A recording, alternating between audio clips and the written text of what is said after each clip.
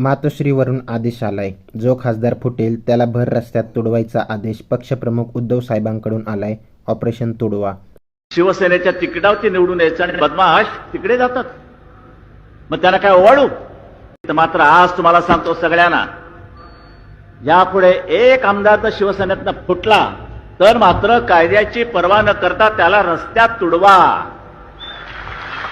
त्यानंतर लगेच गृहमंत्री फडणवीसांनी या 6 खासदारांच्या घराबाहेर सुरक्षा वाढवली. संजय देशमुख फुटले तर त्यांना गाडी सकट पेटवून देऊ, यवतमाळचे शिवसैनिक आक्रमक. दिल्लीचे तळवे चाटून आणि दुसऱ्याचे आमदार खासदार फोडून एकनाथ होण्यापेक्षा शेतकरी कामगारांच्या पोरांना खासदार आमदार बनवणारा ठाकरे झालेलं कधीही चांगलं. ऑपरेशन गद्दारला लागला ब्रेक. संजय दिना पाटील, ओमराजे निंबाळकरांची अजून पत्रावर सही नाही.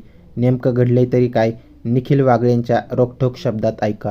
हे जिथे कुठे आम्हाला खासदार दिसतील ना, जर ह्यानी खरंच ही गोष्ट केली, काही गट स्थापन केला आणि हे गेले, आता शिवसैनिक शांत बसणार नाही. तर मग शिवसैनिक घराघरात घुसून याला नागडं करून मारणार. लक्षात ठेवा. कारण आता शिवसैनिक पेटलाय. शिवसैनिकांनी बरंच सहन केलं. अंत झालाय सहनशीलतेचा. मित्रो, आत्ताची ताजी बातमी ही आहे की जे खासदार फुटणार आहेत किंवा जो खासदारांचा गट 6 जणांचा फुटणार आहे, त्यांनी लोकसभेच्या अध्यक्षांना अजून पत्र दिलंय की नाही याविषयी कोणतीही खात्री नाही. कोणीही खात्रीलायकरित्या सांगू शकत नाही. याचं कारण, या पत्रावर मुळात 6 खासदारांच्या सह्या झालेल्या नाहीत असं उद्धव ठाकरेंच्या गोटातून सांगितलं जात आहे. अजूनपर्यंत या पत्रावर फक्त 4 खासदारांच्या सह्या झालेल्या आहेत आणि 2 खासदार म्हणजे ओमराजे निंबाळकर आणि संजय दिना पाटील या 2 खासदारांच्या सह्या यावर झालेल्या नाही आहेत. कोण आहेत हे 4 खासदार ज्यांनी सह्या केलेल्या आहेत?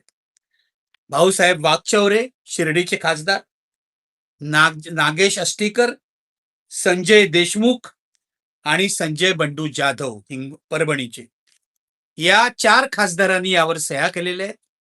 अजून 2 खासदार जे आहेत म्हणजे ओमराजे निंबाळकर आणि संजय दिना पाटील यांच्या सह्या झालेल्या नाहीत. जर 6 खासदारांच्या सह्या झालेल्या नसतील या पत्रावर, तर 4 खासदारांनी सह्या करून हे पत्र लोकसभा अध्यक्षाला दिलेलं कसं चालेल? कारण 9 खासदारातले 6 खासदार फुटले तरच 2/3 खासदार फुटले असं होतं आणि मग यांना पक्षांतर बंदी कायदा लागू होत नाही, अँटी डिफेक्शन लॉ लागू होत नाही.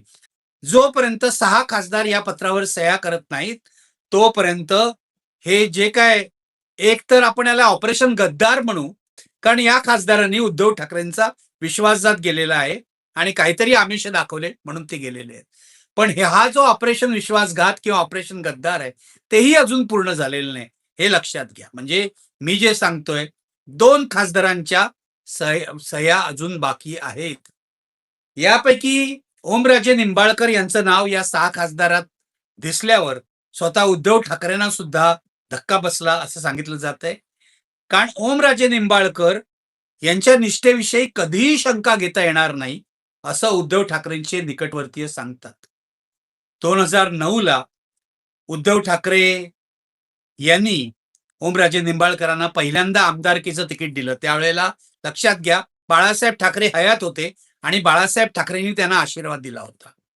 ओमराजे निंबाळकरांचं जे संपूर्ण राजकीय आयुष्य आहे हे बाळासाहेब ठाकरे आणि उद्धव ठाकरे यांच्या सावलीत घडलेलं आहे. पण या सर्व खासदारांच्या विरोधात शिवसैनिकांच्या, म्हणजे उद्धव ठाकरेंच्या शिवसेनेत जे शिवसैनिक आहेत त्यांच्या भावना तीव्र आहेत. आणि केवळ शिवसैनिकांच्या भावना तीव्र नाहीयेत, तर काँग्रेसच्या लोकांच्या भावना तीव्र आहेत, शरद पवारांच्या राष्ट्रवादीच्या लोकांच्या भावना तीव्र आहेत. याचं कारण केवळ फक्त उद्धव ठाकरेंच्या मशालीवर ते उभे असले तरी सुद्धा त्यांना मतं जी मिळाली ती केवळ उद्धव ठाकरेंच्या मतदारांची नव्हती, तर ती काँग्रेसच्याही मतदारांची होती, ती शरद पवारांच्याही मतदारांची होती. आज तर संजय राऊत आणि सुषमा अंधारे या 2 उद्धव ठाकरेंच्या प्रवक्त्यांनी असं जाहीर केलं की शिवसैनिक यांना धडा शिकवल्याशिवाय राहणार नाहीत. कसा धडा शिकवणार शिवसैनिक? शिवसेनेच्या परंपरेप्रमाणे जायचं तर सरळ सरळ मारामारीची वेळ येणार असं दिसतंय, असा अंदाज करायला हरकत नाहीये. शिवसेनेचे माजी पदाधिकारीच आले कॅमेऱ्यावर आणि त्यांनी काही चॅनेलला असे सांगितलं की जर आमचे खासदार ओमराजे निंबाळकर फुटून निघाले तर आम्ही त्यांना शेण फासू. त्यामुळे जेव्हा शिवसैनिकांनी इशारे द्यायला सुरुवात केली की आम्ही या सर्व फुटीरांना, गद्दारांना धडा शिकवू, तेव्हा संजय दीना पाटील 2 पावलं मागे गेलेले दिसत आहेत.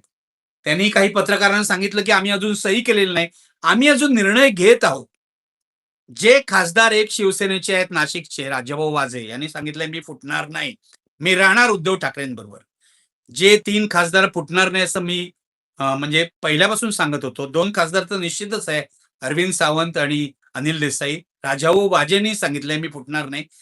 राजाभाऊ वाजेंच्या वडिलांनी आणि त्यांच्या मुलांनी हे सांगितलं की आमच्याकडे माणसं आली होती ठाण्याहून. ठाण्याहून आली म्हणजे शिंदेचीच माणसं असणार. त्यांनी सांगितलं 50 कोटी रुपये तर देण्यात येतीलच, म्हणजे नावं नाही घेतली त्यांनी कोणाची. पण त्यांनी सांगितलं की 100 कोटीहून अधिक कामं सुद्धा तुमची केली जातील तुमच्या मतदारसंघात. शिवाय ईडी, सीबीआय याच्यापासून वाचवण्याचं तर आश्वासन असणारच. म्हणजे आपण जेव्हा विचार करतो खासदारांना काय मिळालंय, तर हे सगळं मिळालंय. आणि या सगळ्यांना चार्टर प्लेन, प्रायव्हेट प्लेननी घेऊन गेले दिल्लीला शिंदे. बघा शिंदेकडे पैसा केवढा आहे. शिंदे सत्तेत नसते ना, शिंदे शून्य असते. सत्तेमुळे आलेला पैसा आहे. शिंदेनी 2022ला जी गद्दारी केली त्या गद्दारीच्या वेळेला उद्धव ठाकरे जरा कठोर राहिले असते तर शिंदे आज तुरुंगात दिसले असते. कारण उद्धव ठाकरे मुख्यमंत्रीपदी होते. उद्धव ठाकरेंनी पहिल्या फेरीतच हार मानली, नैतिक मुद्दा करून त्यांनी राजीनामा दिला. ही एका बाजूला चांगली गोष्ट आहे, पण सध्याच्या राजकारणात हे चालत नाही. त्यांनी आपल्या पोलिसांचा वापर करून जर या सगळ्या आमदारांना अडचणीत आणलं असतं, कारण त्यांच्याकडे पण पोलीस होते, त्यांच्याकडे पण सीआयडी होती, त्यांच्याकडे सुद्धा राज्याचा ईओडब्ल्यू खातं होतं, म्हणजे इकॉनॉमिक ऑफेन्सेस विंग, आर्थिक गुन्ह्याचा शोध घेणारं खातं होतं. त्याचा वापर करून ते यांना अडचणीत आणू शकत होते. पण उद्धव ठाकरेंनी त्यावेळी भूमिका घेतली, ज्यांना जायचंय त्यांना जाऊ द्या, मी काय त्यांना परत बोलवणार नाही. आणि 40 खासदार खोके दिले, मोठमोठे पैसे दिले म्हणून गेलेले आहेत हे लक्षात घ्या.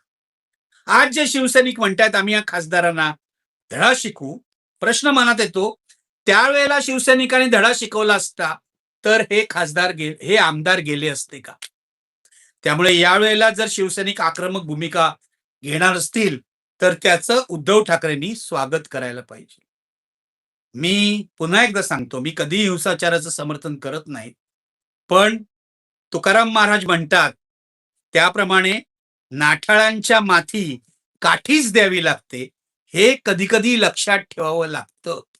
आणि ही काठी सुद्धा लोकशाही मार्गाने देता येते, त्यांना घेराव देता येते, त्यांना मतदारसंघात फिरणं बंद करून देता येते. त्यामुळे जर उद्धव ठाकरेंच्या शिवसेनेने असा आक्रमक पवित्रा घेतला या गद्दारांविरुद्ध तर त्याचं स्वागतच करावं लागेल, कारण हे नालायक लोक आहेत, अगदी नालायक लोक आहेत. माझं या आता फुटणाऱ्या आमदारांना, ऑपरेशन गद्दार मध्ये फुटणाऱ्या आमदारांना, माफ करा खासदारांना एकच सांगणे, हिम्मत असेल तर तुम्ही राजीनामे द्या, हिम्मत असेल तर तुम्ही राजीनामे द्या. पण राजीनामे दिले तर या खासदारांची किंमत शून्य होणार आहे. त्यांना 50 कोटीही मिळणार नाहीत, त्यांना 100 कोटीची कामही करून मिळणार नाहीत, काहीही मिळणार नाही. आता ते काय करतायत, निशाणीवर मशाल या निवडून आले होते हे लोक, आपल्या खासदारकीचा लिलाव करतायत. हे लोक खासदारकीचा लिलाव करतायत. म्हणजे महाराष्ट्राचं राजकारण इतक्या गटारगंगेत गेलेलं आहे, इतकी त्याची अधोगती झालेली आहे की काही बोलायचीच सोय उरलेली नाही.